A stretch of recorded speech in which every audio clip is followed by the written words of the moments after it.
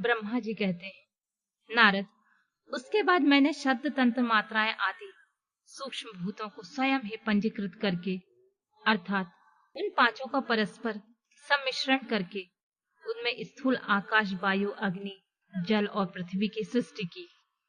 पर्वतों, समुद्रों और वृक्षों आदि को उत्पन्न किया। कला से लेकर युग पर्यंत जो काल विधान है उसकी रचना की। मुने, उत्पत्ति और विनाश वाले और बहुत से पदार्थों का मैंने निर्माण किया, परंतु इसमें मुझे संतोष नहीं हुआ। मैंने साम्य शिव का ध्यान करके मैंने धर्मपरायण पुरुषों की सृष्टि की। अपने दोनों नेत्रों से मरीचिकों को, हृदय को मृग को, शिर से अंगिरा को, व्यान वायु से मुनिश्रेष्ठ पुलह को, उदान वायु से पुलस्त्य को, समान वायु से वशिष्ठ को, अपान से कृतु को, दोनों कानों से आत्री को, प्राणों से दक्ष को, गोद से तुमको, छाया से कर्मद मुदि को तथा संकल्प से समस्त साधनों के साधन से धर्म को उत्पन्न किया। मुनिश्रेष्ठ, इस तरह उन उत्तम साधकों की सृष्टि करके महादेव जी की कृपा से मैंने अपने आप को कृतार्थ माना। तत्पश्चात संकल्प से उत्पन्न हुए धर्म मेरी आज्ञा से मानव रूपी धारण करके साधक की प्रेरणा से साधन में लग गए। इसके बाद मैंने अपने विशिष्ट अंगों से देवता, असुर आदि के रूप में असंख्य पुत्रों की सृष्टि करके उन्हें भिन्न भिन्न शरीर प्रदान किए। मुनि, तदंतर अंतर्यामी भगवान शंकर की प्रेरणा से अपने शरीर को 2 भागों में विभक्त करके मैं 2 रूप वाला हो गया। नारद, आधे शरीर में स्त्री हो गया, आधे से पुरुष। उस पुरुष ने स्त्री के गर्भ से सर्व साधन समर्थ उत्तम जोड़ों को उत्पन्न किया। उस जोड़ों में जो पुरुष था वह सौभायंभू मनु के नाम से प्रसिद्ध हुआ। मनु उच्च कोटि के साधक हुए। जो स्त्री हुई वह सतरूपा कहलाई। वह योगिनी एवं तपस्विनी हुई। मनु ने वैवाहिक विधि से अत्यंत सुंदरी सतरूपा का पारिग्रहण किया और उससे वे मैथुन जाति सृष्टि उत्पन्न करने लगे। उन्होंने शतरूपा से प्रियवत तथा उत्तानपाद नामक 2 पुत्र और 3 कन्याएं उत्पन्न की।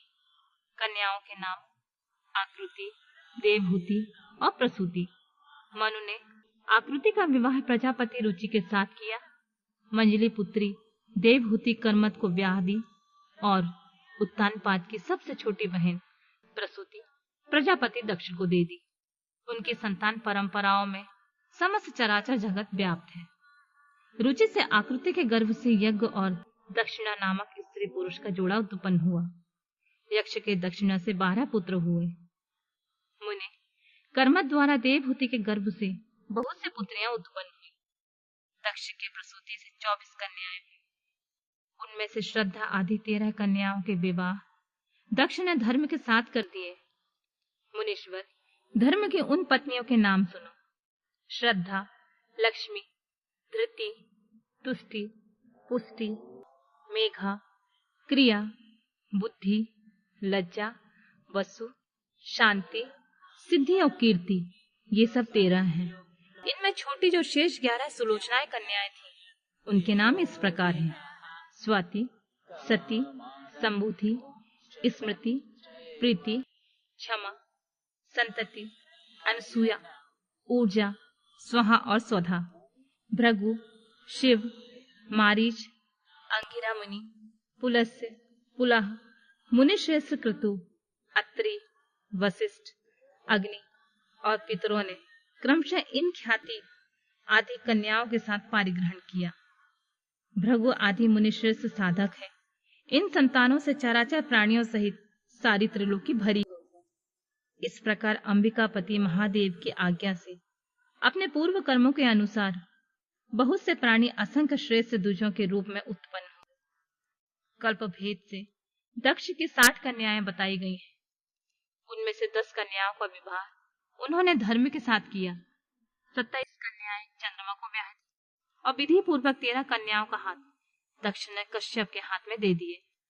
नारद, उन्होंने 4 कन्याएं श्रेष्ठ रूप वाले अरिष्टनेमि को ब्याह दी तथा भृगु, अंगिरा और कुशाग्र को 2-2 कन्याएं अर्पित की। उन स्त्रियों से उनके असंख्यक चराचर प्राणियों की उत्पत्ति हो। मुनि श्रेष्ठ दक्ष ने महात्मा कश्यप को जिन 13 कन्याओं का विधि पूर्वक दान किया था, उनकी संतान से सारे त्रिलोक व्याप्त है। स्थावर और जंगम कोई भी सृष्टि ऐसी नहीं है जो कश्यप की संतानों से शून्य हो। देवता, ऋषि, दैत्य, वृक्ष, पक्षी, पर्वत तथा तृणलता आदि सभी कश्यप पत्नियों से पैदा हुए। इस प्रकार दक्ष कन्याओं की संतान से सारा चराचर जगत व्याप्त है। पाताल से लेकर सत्यलोक पर्यंत समस्त ब्रह्मांड निश्चित ही उनकी संतानों से सदा भरा रहता है, खाली नहीं होता। इस तरह भगवान शंकर की आज्ञा से ब्रह्मा जी ने भली भांति सृष्टि की। पूर्व काल में सर्वव्यापी शंभु ने जिन्हें तपस्या के लिए प्रकट किया था तथा रुद्रदेव ने त्रिशूल के अग्रभाग में रखकर जिनकी सदा रक्षा की, वे ही सती देवी लोकहित का कार्य संपादित करने के लिए दक्ष से प्रकट हुई थी। उन्होंने भक्तों के उद्धार के लिए अपनी लीलाएं की। इस प्रकार देवी शिवा सती होकर भगवान शंकर से ब्याही गई, किंतु पिता के यज्ञ में पति का अपमान देखकर उन्होंने अपने शरीर को त्याग दिया और उसे ग्रहण नहीं किया। वे अपने परम पद को प्राप्त हो गईं। फिर देवताओं की प्रार्थना से वे शिवा पार्वती रूप में प्रकट हुई और बड़ी भारी तपस्या करके पुनः भगवान शिव को उन्होंने प्राप्त कर लिया। मुनीश्वर, इस जगत में उनके अनेक नाम प्रसिद्ध हुए।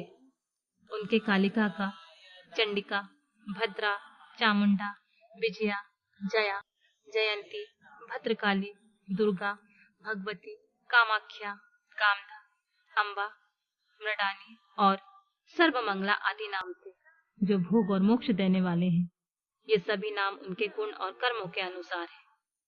मुनि श्रेष्ठ नारद, इस प्रकार मैंने सृष्टि क्रम का जो तुमसे वर्णन किया है, ब्रह्मांड का यह सारा भाग भगवान शिव की आज्ञा से मेरे द्वारा रचा गया है।